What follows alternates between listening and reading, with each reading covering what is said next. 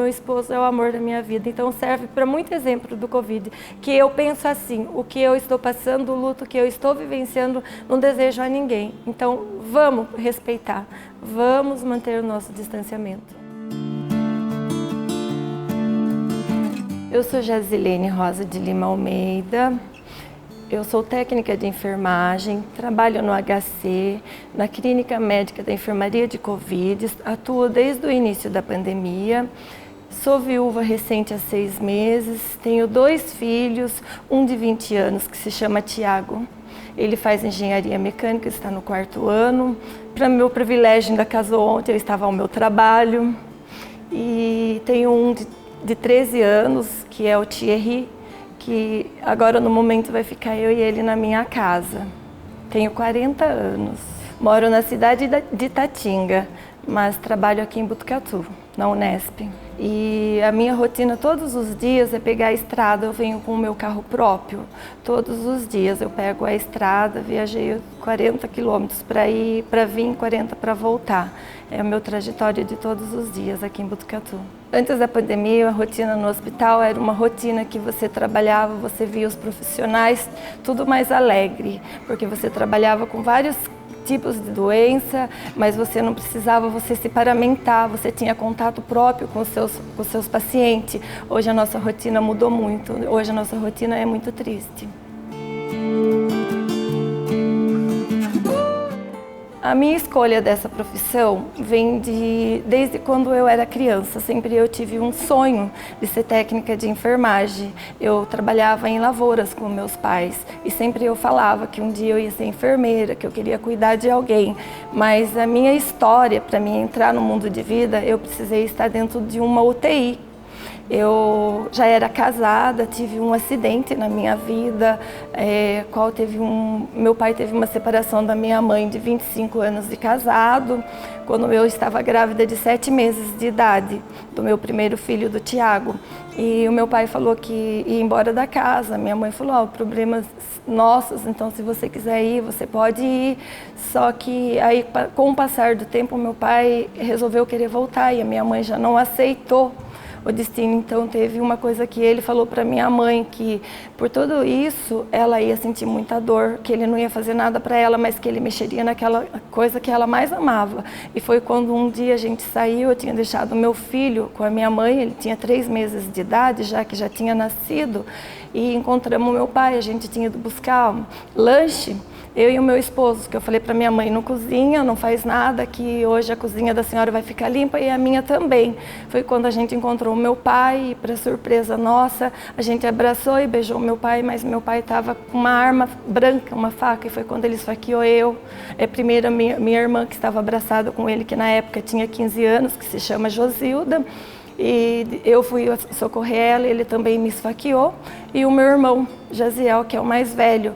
E aí, através dessa trajetória, eu tive processos muito difíceis, que eu tive uma hemorragia, ele afetou o meu fígado e intestino também. E eu fui socorrida, na época eu morava em Itapetininga, no bairro do Recheio, e fui socorrida no hospital de Angatuba. E de Angatuba não teve o suporte para mim, eu tive que ir para o hospital regional de Sorocaba. E lá eu fiquei por dias no hospital. Eu me espelhei muito por uma enfermeira, que ela chamava Aninha, ela é de Angatuba, e ela foi fantástica, ela cuidou muito de mim, e quando eu estava em Sorocaba, ela e mais a equipe médica de Angatuba foram me visitar quando eu voltei de uma UTI, e eu falei, eu quero retribuir tudo isso para a vida, quero cuidar do próximo igual eu fui cuidada. O que eu vejo de mais bonito na minha profissão são a gente dar todos os cuidados, e quando você reverte todos os quadros, que o seu paciente pega uma alta, até mesmo agora que a gente estamos vivendo nesse mundo de pandemia, né? Para nós é uma vitória. Eu choro com meus pacientes, confesso que eu choro. O mais difícil é quando a gente tenta, você vê os seus pacientes, você entra junto, tem uma intubação, você trabalha por 1, 2 horas e o seu quadro reverte, você perde o seu paciente porque não foi possível. Quando vai embora um paciente, para mim é a hora mais triste da minha vida. Nunca tive medo de se contaminar. Desde o início da pandemia, eu já fazia todos os meus cuidados. máscara, trabalhava com a roupa própria que o hospital fornece para a gente. Eu chegava na minha casa, eu também não entrava com a minha roupa. E quando eu ia entrar dentro do meu carro, eu já tirava o meu sapato, colocava em sacolinha, amarrava. E eu tive todos os meus cuidados. Mas o meu medo, assim, não era de me contrair. Eu sempre tive um medo, tipo assim, do meu esposo pegar, dos meus filhos pegar, porque, assim, meu esposo já tinha problema de saúde, ele já tinha uma bronquite crônica, ele já fazia usos de bombinhas, então eu já tinha medo. Mas pelo fato, assim, todos os dias eu sempre pedia para Deus a proteção, porque ele também saía para trabalhar, porque ele trabalhava numa fazenda de laranja há 16 anos e ele era encarregado da fazenda. Então, por mais todos os cuidados, a gente sabe que ainda são pouco. E um dia aconteceu. Quando foi no dia 6 de julho, ele chegou em casa e ele me falou, ele trabalhou o dia todo, ele chegou em casa, eu estava de folga nesse dia, e ele me falou: amor, eu tô com um pouco de falta de ar. Eu falei: faz o uso das suas bombinhas, mas eu percebi que ele não estava bem. Foi o momento em que ele falou para mim: eu não estou bem. Eu peguei meu oxímetro, fui ver a saturação dele, ele estava com uma saturação baixa. Eu falei: é melhor a gente procurar o pronto-socorro, devido você já ter problemas, porque o vírus está no ar, a gente não se sabe. E foi aonde eu procurei o hospital de Itatinga. Meu esposo foi feito um raio-x e a médica deu umas medicação e mandou ele para casa. E no momento que ele foi em casa, eu fiz janta, ele jantou e ele teve um desmaio, qual eu tive que socorrer novamente. Ele teve uma queda de pressão, tudo, e foi aonde ele ficou hospitalizado por 3 dias em Itatinga. E nesse momento ele pegou uma alta e foi embora para casa, que foi numa quinta-feira. E na quinta-feira que ele chegou em casa, ele pediu para mim, pediu para uma comida específica, eu fiz, a gente comeu. E aí nessa quinta-feira que o meu esposo ficou em casa, ele emocionou muito a gente. Ele falava para mim, para os meus filhos, que ele agradecia a Deus por Deus ter preparado da gente ter todo o tempo de casado, que fui 23 anos casado, um casamento muito perfeito, e que ele já era realizado na terra. E que a gente já tinha casa, já tinha carro, já tinha conquistado o que ele pensava. E que esse Covid era só um disfarce para quem Deus quisesse levar. Ainda ele falava. E ele falava assim: eu pedi para Deus um último dia para mim poder estar com vocês. E foi um momento que ele abraçou a gente e ele falou: porque eu acho que Deus vai me levar da terra e eu não volto mais. E no outro dia de manhã, ele acordou de manhã, ele passou aquela noite bem. E ele me falou, amor, me leva ao hospital que eu não tô bem. Eu levei, daí ele veio para a Unesp. Antes dele sair de lá, ele fez um vídeo por chamada do telefone dele, fez coraçãozinho para mim, para os meus 2 filhos. E falou para mim: eu sei que você é uma guerreira, você vai enfrentar tudo. A única coisa que eu te peço, não abandona o seu trabalho de enfermagem, o curso que você está fazendo, porque eu estava fazendo massoterapia em benefício a ele mesmo. E ele pediu para mim não abandonar nada e seguir em frente, porque ele amava a minha profissão, ele amava ver o jeito que eu trabalhava, o jeito que eu cuidava dos pacientes, porque ele ia embora e ele não ia voltar mais. Depois disso, nunca mais eu vi meu esposo. Foi uma despedida muito triste. Por isso eu peço a todos nesse momento: gente, se paramente, se cuide, ame o seu próximo. Ama nós que estamos nas profissões de área de frente, os médicos, o pessoal da limpeza, tudo que trabalha dentro, porque a pior despedida que existe é você não poder dar um velório digno para uma pessoa que você ama. É você não poder dizer o último adeus. Eu e os meus 2 filhos também contraímos. Eu tive uma dor de cabeça leve, mas o meu filho mais velho, ele passou muito mal. Ele teve perda de paladar, febre, falta de ar, mas eu consegui cuidar dele em casa, que ficou nós 3 em casa. Então todos os cuidados dos meus filhos eu consegui em casa, eu mesmo dando os cuidados. Nós não sabemos como nós contraímos. Como assim? A gente não sabe porque estava difícil de saber. Por mais que eu trabalho na linha de frente, ele também saía para trabalhar, ele também pegava ônibus. Então foi difícil de saber de onde foi contraído, mas ele foi a primeira pessoa que sentiu o sintoma. Ele começou dia 6 de julho e ele faleceu no dia 19. recebi uma homenagem pelo Hospital do HC escolhido, até que no momento que eu estava dando banho no meu paciente, foi quando a minha chefe Solene me chamou e falou assim: que você terminar, eu preciso falar com você. E eu saí e eu falei com ela, falei: o que que é, Sol? Ela falou: estão chamando nós na superintendência, mas eu também não sei o que que é. E aonde eles me chamaram, quando a gente sentou, eles falaram que a gente queria uma resposta sua. Você foi escolhida pelo HC, uma pessoa de garra, uma mulher guerreira. Gostaria de saber se você aceita a vacina, ser a primeira a ser vacinada em Botucatu. Eu falei: aceito com muito orgulho, porque eu falo que isso daí para mim foi muito gratificante. Isso daí eu vi que eles estavam vendo muito o meu lado também, e para mim o momento que eu recebi muito a primeira dose da vacina, eu confesso que eu não consegui ver a terminar a preparar, porque foi um gesto muito grande de emoção, um início de uma vitória, porque é tão desejada essa vacina, para nós ver se nós conseguimos chegar ao fim dessa pandemia, para nós ver se nós conseguimos voltar uma vida normal. Mas assim, eu sei que é um V de vacina, um V de vitória, todos os dias a gente orando, porque na minha enfermaria, quando a gente se vê muito aflito, todo mundo se reúne na enfermaria e nós faz ora o Pai Nosso, um minuto, e a gente pede forças e assim a gente está seguindo. Então, para mim, a primeira dosagem dessa vacina foi uma vitória muito grande. Foi um abraço que eu retribuí da minha equipe, que no momento que eu mais precisei, eu não pude ter um abraço fisicamente, e que eu vi o ato de tudo isso, o abraço que eles estão me dando agora. Eu imaginava que eu era querida, mas eu não pensava que eu era tão querida o quanto eu estou vendo agora. Eu, no momento que saiu a primeira dose da vacina que eu recebi, muitas pessoas me perguntaram, mandaram pelo Facebook, me mandaram pelo WhatsApp se eu estava sentindo alguma coisa. Teve pessoas que fez até umas piadinhas e falou assim para mim: se você não morreu, então eu posso tomar vacina que eu também não vou morrer. Eu recebi muitas pessoas que eu não conhecia, mas através das reportagens que teve, me mandou depois no privado. Eu falei: pode tomar, porque é uma vacina que nós vamos ficar imune, nós não estamos imunizados, ainda não sabemos, porque ainda nós temos mais uma dose, e eu acredito que a gente ainda vai por longos tempos usando máscara, tendo todos os cuidados para até nós conseguir estabelecer tudo isso. Mas eu não tive momento algum medo de tomar a vacina.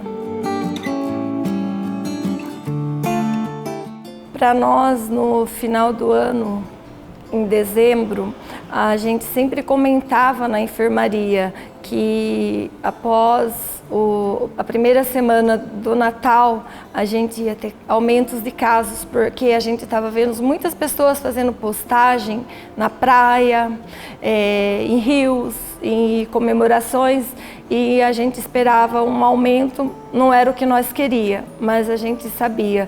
E na primeira semana depois do Natal, a gente teve um aumento muito grande, nós trabalhamos até mais triste.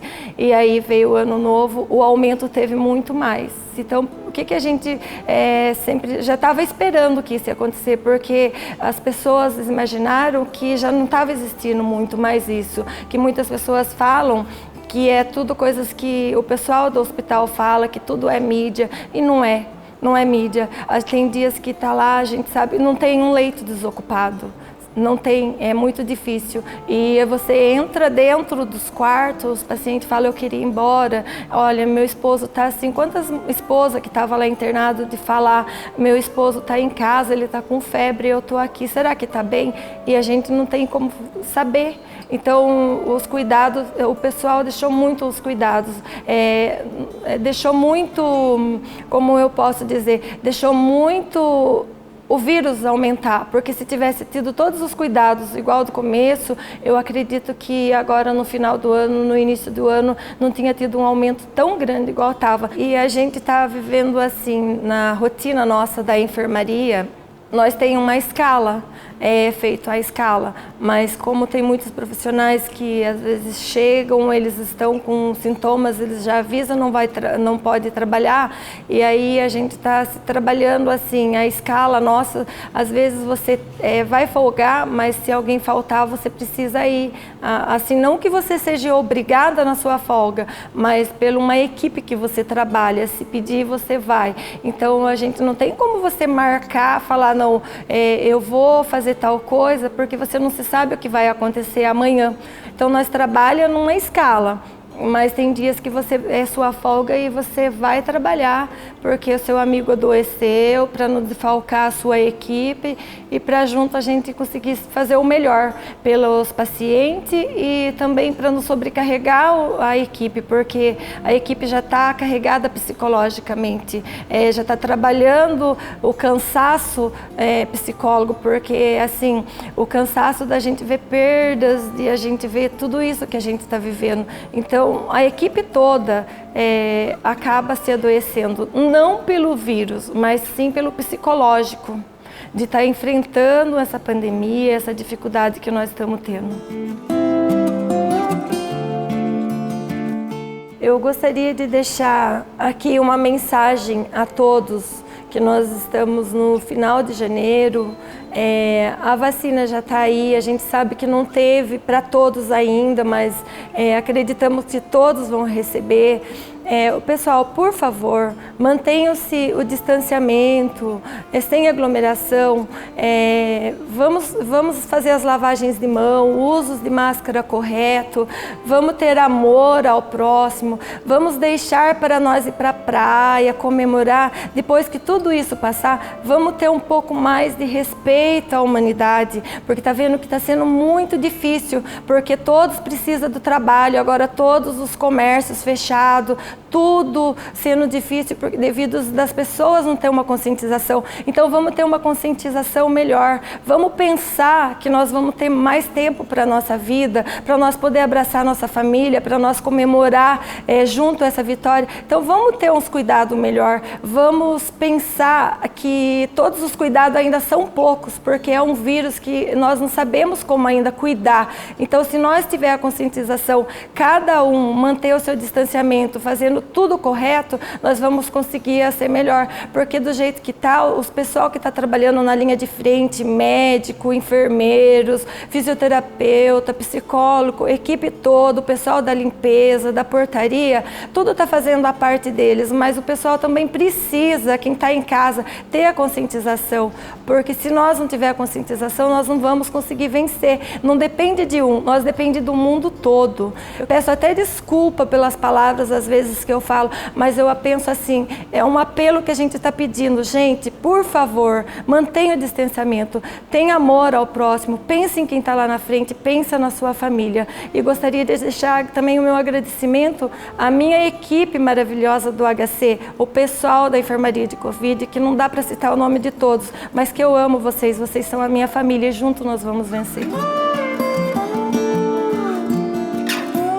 Meus planos para o futuro é eu fazer o melhor de mim, continuar na minha profissão, tá sempre o melhor que eu puder fazer pelo próximo, manter na minha equipe, direcionada sempre os melhores cuidados e dar o melhor que eu puder pela minha família, pelos meus filhos. Deus levou o meu esposo, mas como eu te disse, meu filho casou ontem, eu já tenho uma filha, que é uma nora que Deus me deu.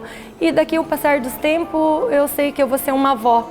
E aí vai ser os meus melhores que eu quero dar. Porque foi o sonho do meu esposo, era um dia ser vô. Eu falo que eu até tenho um filho adotado do coração, que ele mora em Campinas. Eu até tenho 2 netos adotados do coração, que são amores da minha vida.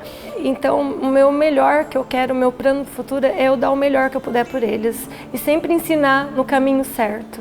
A Covid acabou me ensinando decorrer, por mais que eu tive a perda, ainda a gente ter mais amor ao próximo. Saber que nessa vida nós não somos nada, que nós não temos que ser diferente um do outro, que dessa vida nós não vamos levar nada, porque no momento que você contrai, lá não existe decepção de cor, de idade, seja pobre, seja rico, todos são tratados do mesmo jeito, todos com os mesmos cuidados. A Covid me trouxe ainda mais amor ao próximo.